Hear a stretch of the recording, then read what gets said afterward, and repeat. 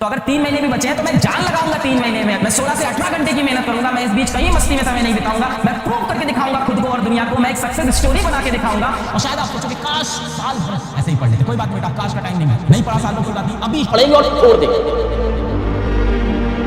Mind को fresh कर लो, जितना घूमना घामना है कर लो, 2-3 दिन जितनी मस्ती करना है कर लो, उसके बाद तुम्हें करनी पड़ेगी 16 घंटे की कड़ी तपस्या। कंपटीशन तो टफ है, पर बच्चों यहां डिपेंड करता है कि टोटल आपने टाइम कितना डेडिकेट किया तैयारी को। अब कोई इंसान 2 साल की तैयारी कर रहा है, रोज 2 घंटे पढ़ रहा है, you can beat them with 16 to 18 hours of strong hard work if you put your strongest hard work for these 3.5 months। देखो दो ही बात होती है, जब मंजिल बहुत ऊंची दिखे और रास्ता बहुत कठिन दिखे। मंजिल बहुत ऊंची है, जो आपको पहाड़ की चोटी पहुंचना है, बहुत ऊपर जाना, और रास्ता बहुत टफ है। मेरे साथ भी लाइफ में ये चीज कई बार हुई है, एक बार नहीं कई बार। तब एक ही चीज बचती है, दो ही ऑप्शन होते हैं, मतलब 2 ऑप्शन होते हैं, एक अच्छा एक खराब। पहला ऑप्शन होता है गिव अप करने का, यार ये तो नहीं हो पाएगा, इस पहाड़ पे तो मैं नहीं चढ़ पाऊंगा, अब मेरे पास ना समय है, ना खाना बचा है, ना रिसोर्सेज है, मैं कैसे चढ़ूंगा। दूसरा होता है नेवर गिव अप। जितने भी ग्रेट लोग हैं सबकी यही स्ट्रेटजी रही है, नेवर गिव अप। तो अगर 3 महीने भी बचे हैं तो मैं जान लगाऊंगा 3 महीने में, मैं 16 से 18 घंटे की मेहनत करूंगा, मैं इस बीच कहीं मस्ती में समय नहीं बिताऊंगा, मैं प्रूव करके दिखाऊंगा खुद को और दुनिया को, मैं एक सक्सेस स्टोरी बना के दिखाऊंगा कि कैसे कर सकते हैं। It's not an overnight dream. 16 से 18 आवर की स्टडी करनी पड़ेगी। कई लोग कहते हैं ये पॉसिबल नहीं है, मैं आपको बताता हूं ये पॉसिबल है। आज से 8 महीने पहले शायद मैं दिन भर में 8 से 10 घंटे काम कर पाऊंगा, या कभी 6 घंटे, कभी 4 घंटे, पर पिछले 4-5 महीने या 6 महीने से मैंने कंटिन्यूअसली 16-16 घंटे काम किया है। ये पॉसिबल है। शुरू में थोड़ा लोड लगता है, मेरे ख्याल से 10 से 15 दिन थोड़ा लोड लगता है, उसके बाद चीज नॉर्मल लगती है। उसके बाद जिस दिन काम नहीं करो उस दिन खुद को गाली देने का मन करता है। तो ऐसा बिल्कुल भी नहीं है कि पॉसिबल नहीं है। मेरी एज में पॉसिबल है, आपकी एज में बहुत ज्यादा एनर्जी है, ये डेफिनेटली पॉसिबल है। इंटरनेट खोल के देखोगे ऐसे आपको बहुत सारे एग्जांपल्स दिखेंगे जिन्होंने आईआईटी के अंदर, नीट के अंदर ट्रिपल डिजिट रैंक स्कोर की है 5 से 4 महीने की प्रिपरेशन में। ऐसा नहीं है कि पहले कुछ नहीं पढ़ा था, डेफिनेटली पहले भी पढ़ा हुआ था, पर जो जोरदार तैयारी की है वो 5 से 4 महीने, क्योंकि बात होती है डेडिकेशन की, बात होती है मेहनत की। तो आप 18 घंटे पढ़ाई डेफिनेटली कर सकते हैं। वो शिखर बहुत ऊंचा है, पर यहाँ से 2 ही रास्ते हैं, या तो हार मान लो या तो लड़ाई करना पड़ेगा। तो मैं हमेशा दूसरा रास्ता चूज करता हूँ। कितना भी इंपॉसिबल सा ड्रीम दिखे, मैं कभी भी उसे लेट गो नहीं करता हूँ, एक ऑनेस्ट अटेम्प्ट जरूर मारता हूँ। आप डेडिकेशन से पढ़ाई करो, अच्छे से रिवीजन करो। जिस बच्चे ने 99.88 परसेंटाइल मारा है, उसने ही बताया कि उसने बुक्स को कम से कम 7 बार 8 बार लगा रखा था। उसने केमिस्ट्री का रिवीजन मेरे को बताया सर मैं 30 बार रिवीजन कर चुका हूँ। तो revision is the key. Chapter खत्म करो, उसके क्वेश्चंस को प्रैक्टिस करो, आपका रिवाइज हुआ। नेक्स्ट चैप्टर प्रैक्टिस रिवाइज हुआ। तो जिन्होंने कुछ नहीं पढ़ा, एकदम नहीं पढ़ा है, सर क्या जादू हो जाएगा? नहीं, जादू नहीं होगा, पर आपको रास्ता मिल जाएगा। The best time, the second best time